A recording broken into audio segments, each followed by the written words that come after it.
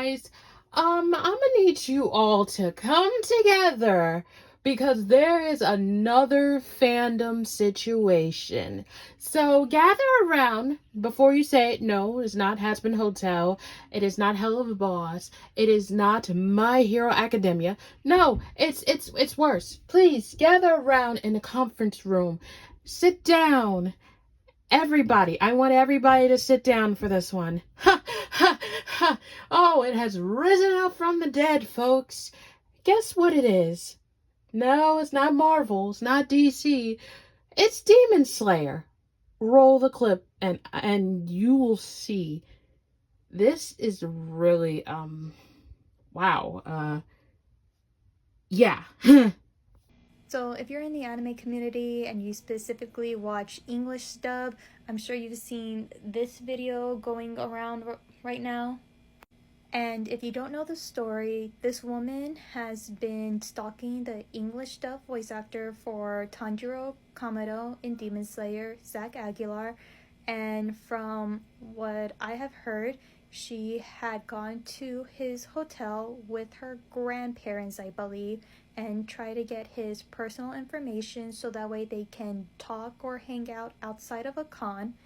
And she tried to go back to his booth to see him again, but was escorted out of the line by security and was kind of having a meltdown about it. Some people have said that she is a known stalker of his and that she appears to have autism or some sort of disorder. So I've seen two reactions to this video.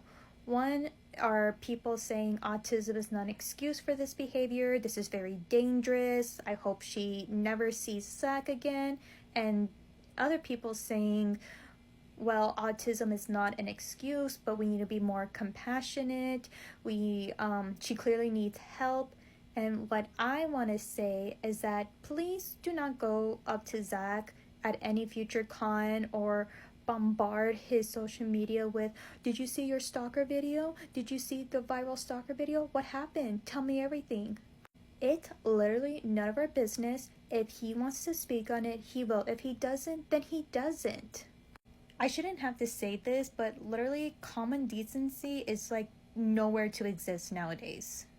Like, I remember this one time I went to a convention and I went to one of Zach's Q&A panels, and this was after around 2 months his friend and fellow voice actor Billy had passed away. So a guy goes up to the mic and says, so do you miss your friend Billy? What? Why would you ask him that?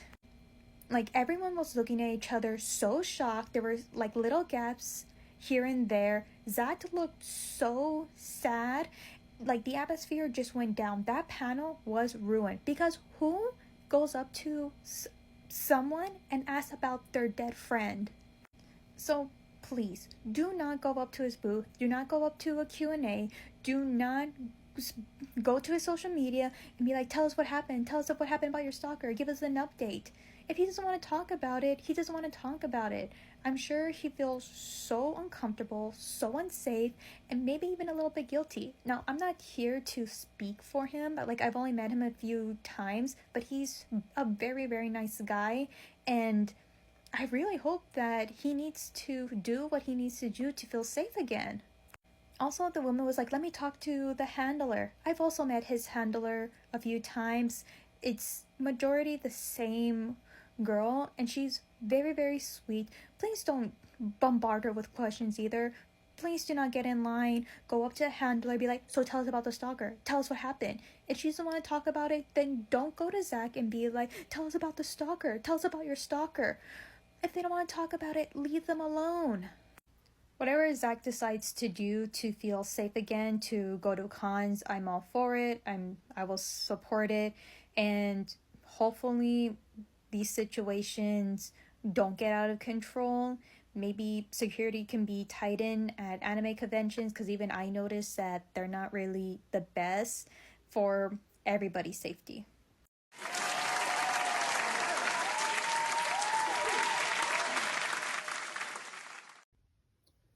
So basically, they're using the I have autism card as excuse and try to use it as the scapegoat.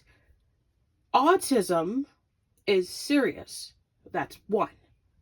Two, it should not be used in every excuse known to man. There's some that should get a pass, but when it comes to the main things that involve somebody that is autistic, should not be an excuse. I've seen people that has autism, and they sometimes don't sometimes understand or comprehend to certain things, and they get nervous and they get scared. Okay. And then there are people that don't have autism but fakes it, like, oh yeah, I punched this pregnant woman in the stomach and killed her baby. Why? Because I have autism. Or I'm talking to minors and I am autistic, so I don't know better. So I talk to minors and groom them because I have autism. Huh? And oh, listen. I oh my gosh. This is just really getting out of hand right now. Um First of all, I understand that there are people at cons that are fans of certain voice actors and celebrities. If you want to go up, take pictures and get autographs, or have, like a video request, like, oh, can you say happy birthday in this character's voice, whatever. Sure, sure, sure, cool, cute, awesome, amazing. But when it comes to stalking and going into the voice actor's hotel and with your so-called grandparents, even though we didn't see them. We didn't see them. So in the video, I didn't. They're probably in the car. I don't know. But either way, I don't think this is really good to do. I mean, this is really getting out of control. I mean, what? I'm trying to process everything and trying to figure out what the things to say without sounding so offensive, like a narcissistic or I don't think narcissistic is a good word. Basically, offending people of autism and hurting their feelings. Like, autism is a serious thing, okay? First of all, it's really a serious thing. And I hate that people use that as a disadvantage, as a scapegoat to get away with things that they should not be doing. Even if you do have it or if you don't have it. If you do have it, you would have somebody there, parrying you, like basically as a guardian watching over you to make sure, you don't do anything drastic or hurt yourself. To, if you're faking it, oh, you're just doing the most stupidest shit ever to either get attention or try to get what you want. This right here is just why. First of all, there's like a huge debate online because of that video saying, "Oh yeah, autism for if you're autistic, yeah, you could get away with murder." Oh, but if you aren't autistic, why would you use this as a scapegoat? Why would you try to make people feel uncomfortable? Why would you do this or why would you do that? It's so much to the point. It's a whole clash going on Twitter about it too. There's a clash about it on Twitter as well. And it's still going to this day about that girl. But I am concerned about Zach because, I understand you're a famous voice actor from a popular anime, and I would feel uncomfortable too to have people that ask me, that will follow me and stalk me. And the crazy part is a lot of people say she's well known. So she hasn't done, this isn't her first rodeo. So this is a common thing. My thing is, where's her grandparents, her so-called grandparents? And also on top of that, shouldn't they be there with her? Shouldn't they be there with her? And then she mentioned that, oh yeah, it was my grandfather's idea. That was on him. As he took the blame and everything and stuff like that. he takes 100% the responsibility of stalking Zach. It wasn't me. It wasn't me. That was my grandfather. Huh? Hmm? What? Huh?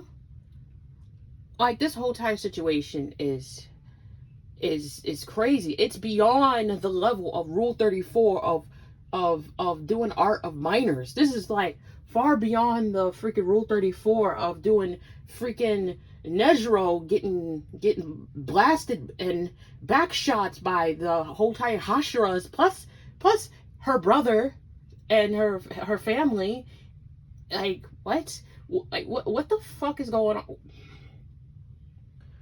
I'm not saying just for this fandom, but for all fandoms that are adults. We are grown men and women. We know the difference between fiction and fictional.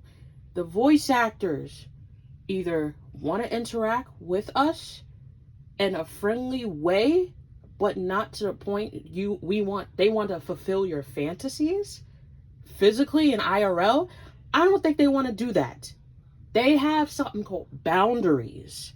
They don't want to do that. Whatever fanfics you weirdos be writing of those freaking voice actors and actors, whatever freaking character AI and Polybuzz AI, whatever AI you guys role play with as those celebrities and everything, keep that in your mind that they're not interested in you. They want to be nice to you. Yes, they want to be nice to you and help you and comfort you, but they're not gonna fulfill your deepest, darkest fantasies that you want to be like Yandere-chan and just take them and throw them in your basement and lock them away so the world cannot take them from you.